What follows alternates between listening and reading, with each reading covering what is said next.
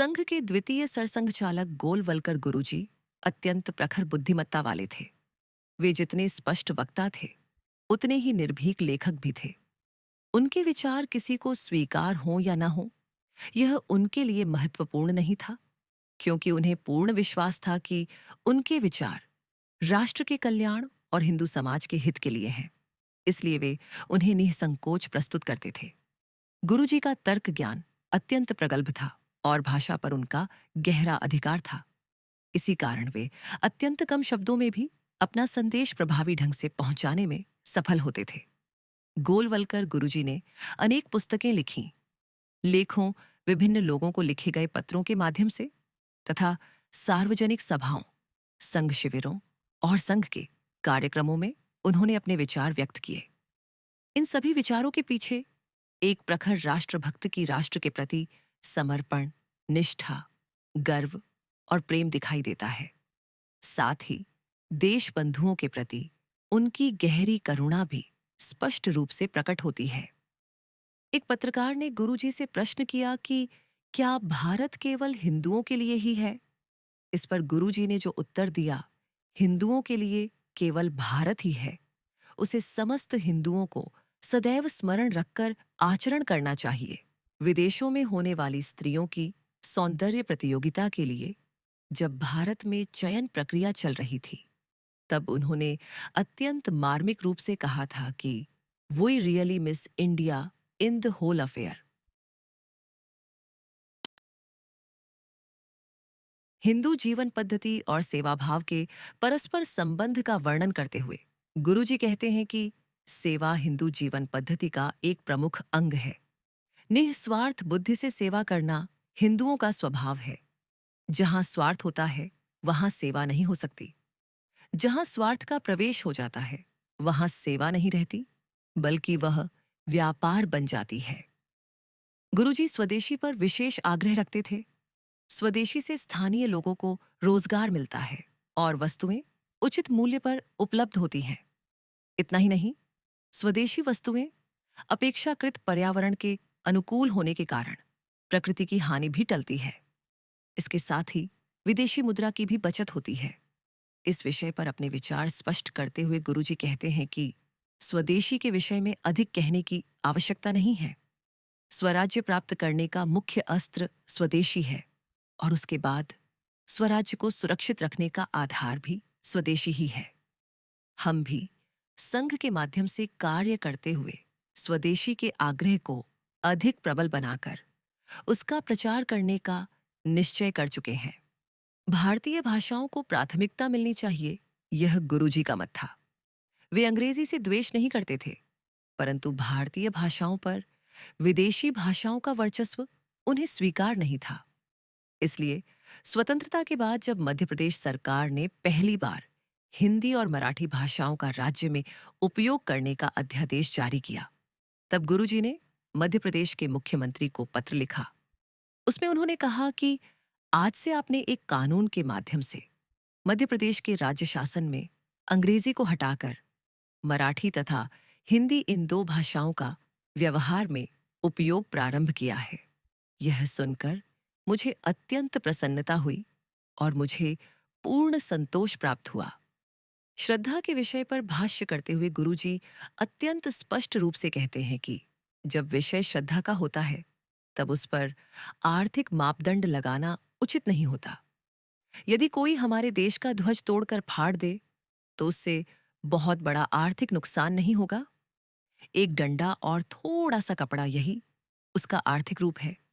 परंतु यदि कोई शत्रु हमारे राष्ट्रध्वज का ऐसा अपमान करे, तो उसके सम्मान और रक्षा के लिए हम अपना अपार धन और असंख्य लोगों के प्राण तक दांव पर लगाने के लिए तैयार हो जाते हैं।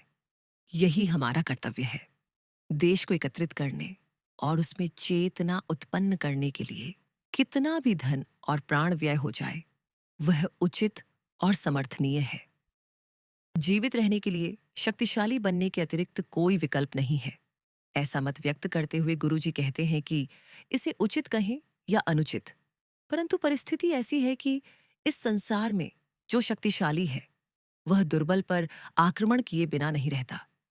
पंचशील और सहजीवन के संदर्भ में हम चाहे कितनी भी घोषणाएं करें, परंतु शक्तिशाली और दुर्बल के बीच सहजीवन की रम्य कल्पना आज तक संपूर्ण विश्व में वास्तविक रूप से साकार होती दिखाई नहीं देती। जीवन के कटु सत्य को ध्यान में रखकर और प्रत्यक्ष अनुभव के आधार पर हमारे पूर्वजों ने जीवो जीवस्य जीवनम ऐसा कहा है। यह सत्य है। इसलिए यदि किसी व्यक्ति या राष्ट्र को स्वयं को जीवित रखना है तो उसे स्वयं को शक्तिशाली बनाना ही पड़ेगा। तब उस पर आक्रमण करने का विचार भी कोई नहीं करेगा। भारत को परमाणु बम बनाना चाहिए, इस दृढ़ मत के गुरुजी थे। इसलिए उन्होंने सरकार को यह सलाह दी कि हमें ऐसे शस्त्रास्त्र बनाने चाहिए जो शत्रुओं के पास मौजूद शस्त्रास्त्रों से अधिक प्रभावी हों। यदि शत्रु राष्ट्र के पास परमाणु बम है तो हमारे पास भी उसका होना आवश्यक है। इसी कारण युद्ध में अंतिम विजय हमारी ही होगी।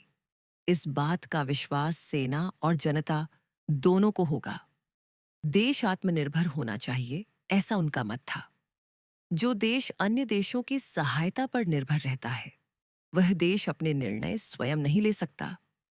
इसलिए गुरुजी कहते हैं कि सभी किसान, मजदूर, उद्यमी तथा जीवन के विभिन्न क्षेत्रों में कार्य करने वाले बंधुओं को अपनी सभी जीवन आवश्यक वस्तुओं के उत्पादन में वृद्धि के लिए संयुक्त रूप से प्रयास करना चाहिए।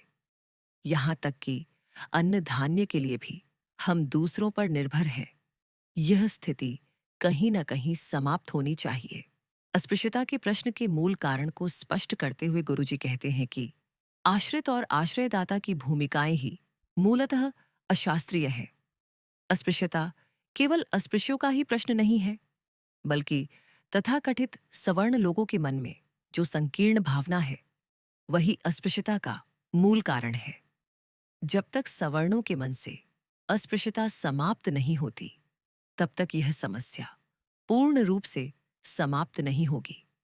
परस्पर आत्मीयता और पारिवारिक संबंधों के माध्यम से ही यह प्रश्न हल हो सकता है। संघ उत्तम मनुष्य निर्माण करने की एक प्रकार की फैक्ट्री है। इस विचार को स्पष्ट करते हुए गुरुजी कहते हैं कि कार्य कोई भी हो, उसे सफल बनाने के लिए अच्छे लोगों की आवश्यकता होती है, जिनके हृदय में समाज के प्रति आत्मीयता है, समाज कल्याण की भावना है और जो लोग समाज के दुख को देखकर व्यथित होते हैं, ऐसे लोगों को हमें समाज में तैयार करना होगा। ऐसे लोगों के मन में कोई भी व्यक्तिगत स्वार्थ नहीं होगा और समाज के कल्याण के लिए कितना भी कष्ट सहने की शक्ति होगी।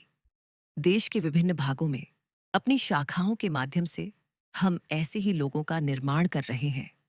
पंडित दीनदयाल उपाध्याय ने अंत्योदय की कल्पना प्रस्तुत की, परंतु इस विचार का बीज गुरुजी ने पहले ही बो दिया था। इस संदर्भ में गुरुजी कहते हैं कि संपूर्ण समाज को अपना मानना, पूरे समाज के बारे में विचार करना और प्रत्येक व्यक्ति अपने पालन पोषण में सक्षम हो सके, इतना स्वाभिमान उसमें उत्पन्न करना ही सच्चा धर्म है। जितने भी दुखी और कष्ट भोगने वाले लोग हैं वे सभी ईश्वर का ही स्वरूप हैं। यह मानकर कि स्वयं परमेश्वर ने उनकी सेवा करने का अवसर हमें दिया है, उनकी सेवा करना ही वास्तविक धर्म है।